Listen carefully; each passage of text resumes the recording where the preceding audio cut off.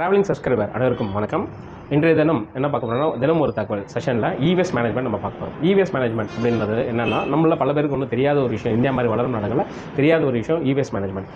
வளர்ந்த நாடுகளில் பார்த்திங்கன்னா medical waste, domestic waste, waste இது எல்லாமே பிரித்து, பிளாஸ்டிக் வேஸ்ட் இதெல்லாமே பிரித்து அந்தந்த முறையில் அதை டிஸ்போஸ் பண்ணுறாங்க. ஆனால் இன்றைக்குமே இந்தியா மாதிரி நாடுகளில் வளரும் நாடுகளில் என்ன ஆகுதுன்னா, நம்ம எல்லாமே குப்பை தொட்டியில் தான் டம்ப் பண்ணுறோம். அது வெஜிடபிள் வேஸ்ட்டாக இருக்கட்டும், பிளாஸ்டிக்காக இருக்கட்டும், வேஸ்ட்டாக இருக்கட்டும், ஒரு வாஷிங் மிஷின் வீட்டில் ரிப்பேர் ஆனதாக இருக்கட்டும், லேப்டாப் தூக்கி எங்கே போகிறதுன்னு தெரியாமல் நம்ம போடுறோம். ஆனால் பார்த்திங்கன்னா தமிழ்நாடு மாசு கட்டுப்பாட்டு வாரியம், தமிழ்நாடு பொல்யூஷன் கண்ட்ரோல் போர்டு அவங்க என்ன பண்ணுறாங்கன்னா, நம்ம யூஸ் பண்ணுற லேப்டாப், எலக்ட்ரானிக் ஐட்டம்ஸ் இருக்கிற எல்லா விஷயங்களுமே முறையாக டிஸ்போஸ் பண்ணணும் அப்படின்றதுக்காக பல சென்டர்ஸுக்கு லைசன்ஸ் கொடுத்து ஆத்தரைஸ்டாக வச்சுருக்காங்க.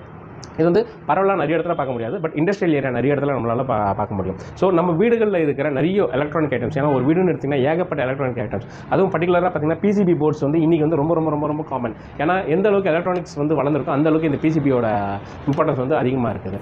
ஏன் இந்த பிசிபி நம்ம ரொம்ப சேஃபாக அனுப்பணும் அப்படின்னு நீங்கள் பார்த்தீங்கன்னா, இதில் நீ ஒரு எடுத்துக்காட்டுக்கு பார்த்தீங்கன்னா, இப்போ இதில் இருக்கிற ஒரு கெப்பாசிட்டர் சொல்லணும், ஏதாவது ஒரு சின்னதாக ஒன்று ஃபால்ட் ஆகிருக்கும். ஆனால் நம்மளை அதை ரீப்ளேஸ் பண்ணாமல் நம்ம மொத்தமாக ரீப்ளேஸ் பண்ணியிருப்போம். நம்ம சர்வீஸ் சென்டர்ஸ்மே இது மொத்தமாக மாற்றிருப்பாங்க. ஆனால் இதில் அந்த சின்ன விஷயம், அந்த சின்ன கெப்பாசிட்டர் சொல்லணும், ஏதாவது ஒரு சின்னதாக ரீப்ளேஸ் பண்ணால் இந்த மொத்த போர்டையும் நம்ம திருப்பி ரீயூஸ் பண்ணலாம். இது இன்னொரு இதுக்கு நம்ம கொண்டு போகலாம். இது ஒரு நான் போர்டு மட்டும் தான் வேஸ்ட் அப்படின்னு சொல்கிறேன்னா அப்படின்னு கிடையாது. ஏன்னா சில பேர் உள்ளே இருக்கிறது நான் எப்படி இது பண்ண முடியும் அப்படின்றாங்க.